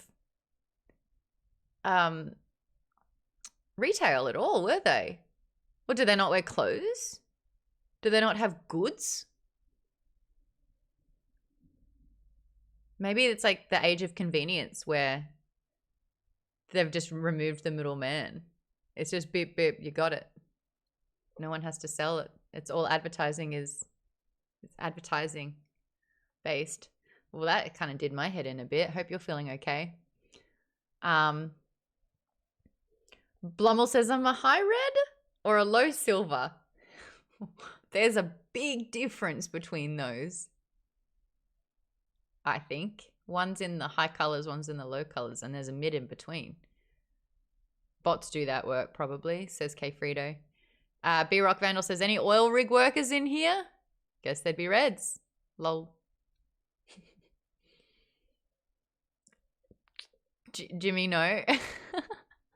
Aaron, it reminds me of the dwarves in Dragon Age, where depending on the job of the same-sex parent, that determines your job in life. What, you had to take on whatever your mother or your father did? Basically, so if you're a son and your dad was a blacksmith, you are a blacksmith. If you're a daughter and your mom's a warrior, you're going to be a warrior. But if you are what's called casteless, basically like you're the quote-unquote criminals or you're on the surface or whatever, go on. You're basically you're outcast. You're exiled from the group. You can't stay with the society. So it's kind of fits in that whole vein. Damn. So by default, I would be a psychologist. Yeah. Yeah, basically, if that was what your mom's career is, that would be what you would have to be chosen to do, whether you like it or not. She pivoted. She started as a nurse and then went into psychology. But so I guess I'd be nurse. Oh, Giving that big nurse energy. I think as long as you'd be the same color, like the same type of job, so You can go it'd probably be anything in adjacent. like the medical field. Oh. How do you combine your mother and father? Oh, my mum and no, Dad's a surveyor. Dad thinks in numbers. I could not do that. Just a curious random thought. If you're identified as non-binary, do you get to choose at that point? Like, of which You know parent's what? We path of actually, I think career? we need to have a conversation with the Dragon Age dwarves. I'm like, you know what? We need to Right. really just break down the gender norms of being a dwarf because there's just no hope, man. Right. You can't have rebellion without hope, right? Mm-hmm. I love that Aaron's just like, yep. Mm-hmm. He's just entertaining my my tangents. No, I'm just tired because You're so, sorry. sick. No, it's okay. Thank you for letting me go on my tangents. Okay, so back to the book. We did the house breakdown. Let's talk about the little red herring that we're learning a little bit more about, Mustang. So there's something up with Mustang because earlier in the chapters, and Ken, you pointed it out in the Fable app. You're like, something's happening here. He runs into a girl in the dressing rooms. Now, nudity is supposed to be absolutely fine. You're not supposed to blush. It's supposed to be Mars herring. Nice. And he kind of sees her and he's like, what? And he gets really kind of like startled, embarrassed, doesn't know what to do, doesn't know how to handle the situation. And so he leaves. And it's like, that's so ungold-like. But then as he's leaving, he's like, wait a second, she was blushing too. That's why I thought she was Io. She was also humming a familiar song. That's why he kind of went around the corner to see what it was, and that's when he saw her. So that's where I'm like, okay, who is she? Is she a plant from the Rebels like him? Who knows? I guess we'll find out. Well, who else was mentioned? Apart from Io, who's dead. Trust me, she's dead. She's dead. All right, but can you see where I'm coming from? Because she's humming a red song and she's not accustomed to the way of the golds. Well, I mean, we already know that like one of the dances that the Reds do is forbidden because the golds actually use it. Oh. So it could be one of those things where it was originally gold or whatever, or maybe originally red, and then they both get utilized. So like she's like probably similar to you, and they have a similar, maybe a similar upbringing or something, or the similar, you know, like I don't know how it works with parents. But I mean, if it's storytelling, good storytelling, she would have been mentioned already. They're not going to just be like, oh, and it just happened to be this other person that you've never heard of before. It's like the reveal. I mean, there's been a lot of lies so far. Like, I'm sure there's a lot more things that Darrow's been told that's completely wrong. So I'm sure he'll find out more about like the world and about where the people come from and all that stuff. That's going to reveal more, hopefully, I assume. So, yeah. Black Belt says, Also- yes. Didn't Also- they say? Oh, sorry. Well, when he was trying to learn how to ride a horse, there was only a few people there because it would be embarrassing for him, a gold, to be falling off a horse. But she was there. That's why I'm wondering if that whole horse scene was a training ground. All 3 or 4 of those other golds that were there were plants. He just didn't know it. My theory. Oh, I like it. Colleen, what were you saying? Well, didn't they say something about they had tried before? Yeah. To find people to and Darrow just Was seemed it to be the most 97? promising. 97 attempts? Something like that, yeah. And they all died or wanted to die? Yeah.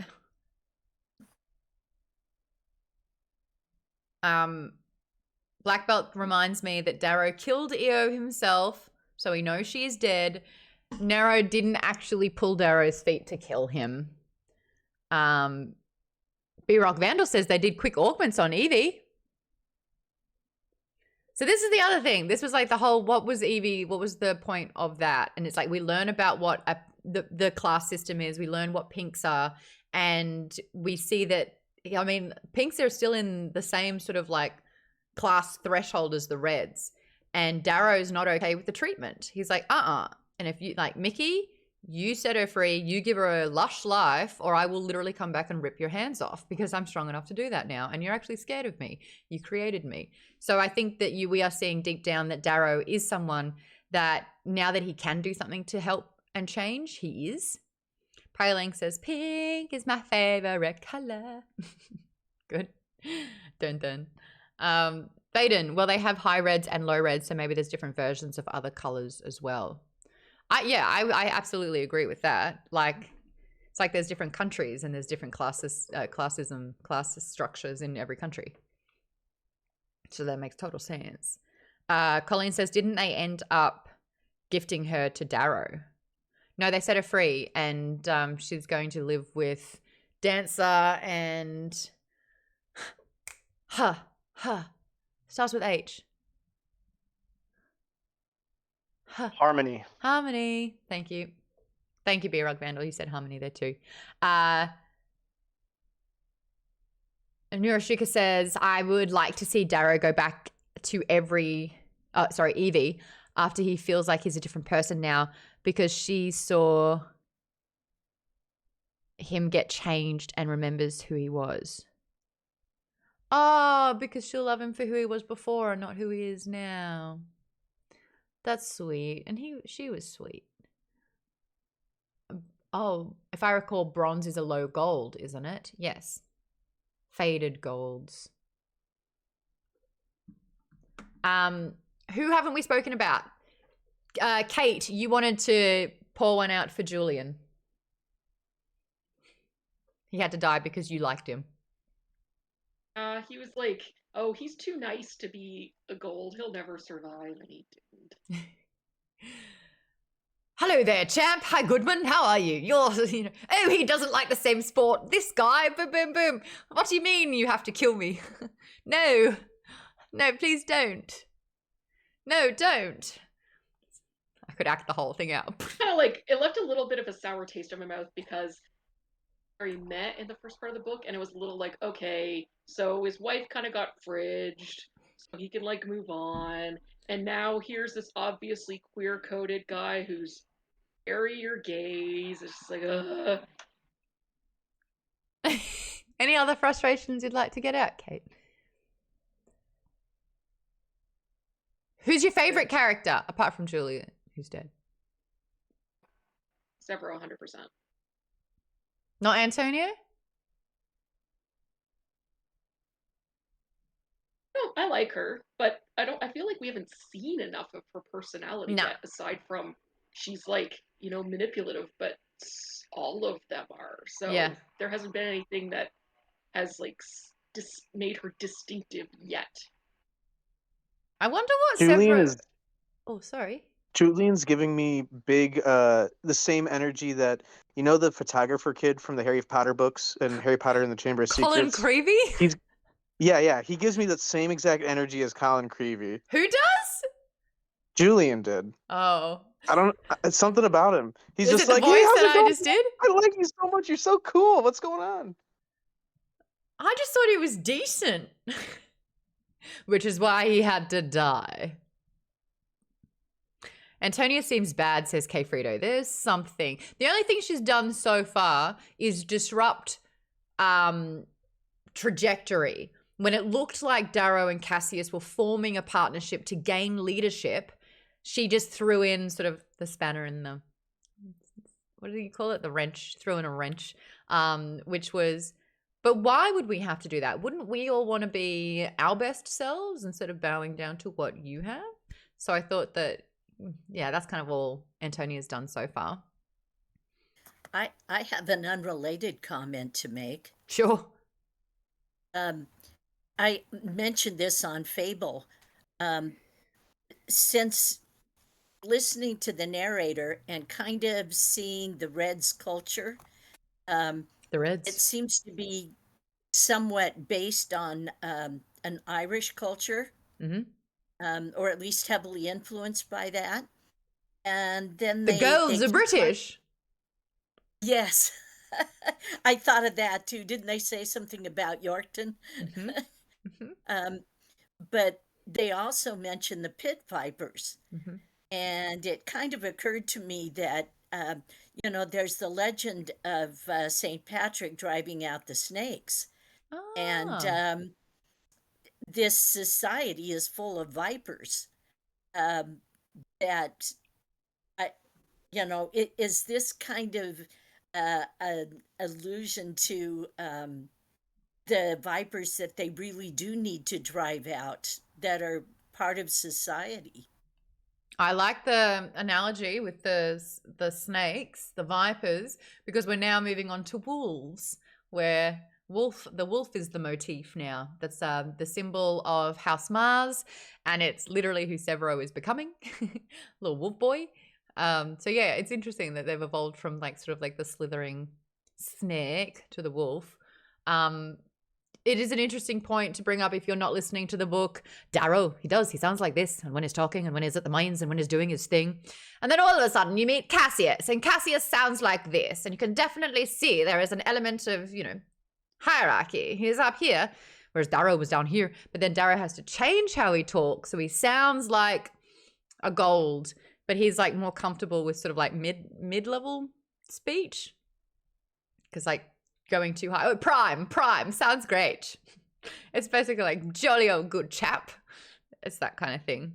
It is interesting to kind of hear the lingo and like how effortless it kind of does integrate into their language in a way. Like this whole hello Goodman, where you could replace Goodman with like in Australia it would be mate, because you can say mate. You can also be like mate, so you can sort of use it any which way you want. What's the American version? Buddy, dude, or bro. Dude.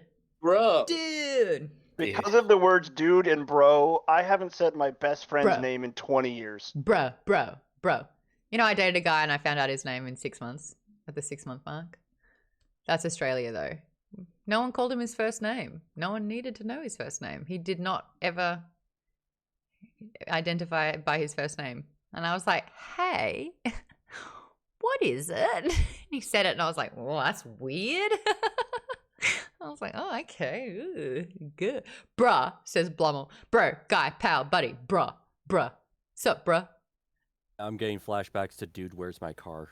Yeah. Where's my car, dude? Dude, where's your car? Brock gives me Zoolander flashbacks. See, I mean, maybe Jimmy was right after all, everyone. I'm not your bra. Not your bra, bruh. Which is going off on TikTok at the moment. Maybe it's like already done and I'm old. I don't know. Any predictions for those that haven't finished the book, that haven't read the series? So Ken, you've only read half of it. No predictions, just I want to see where things go. If any of my guesses are right. But no, I have not read it. Vaden says, more bad things happen. What do we think is going to happen with Titus? Because he's like the antagonist at the moment.